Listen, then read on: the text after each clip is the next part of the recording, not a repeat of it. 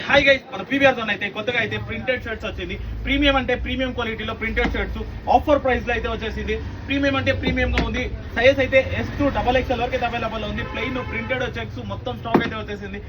Diwali collections అయితే super గా daily అయితే స్టాక్ వస్తా ఉంది, ఖాళీ అయితే ఉంది. Only offer price only 450 rupees మాత్రమే. ప్రింట్ ఒకసారి అబ్జర్వ్ చూడొచ్చు. ప్రింట్ అయితే పక్కా గ్యారంటీ ఉంటుంది.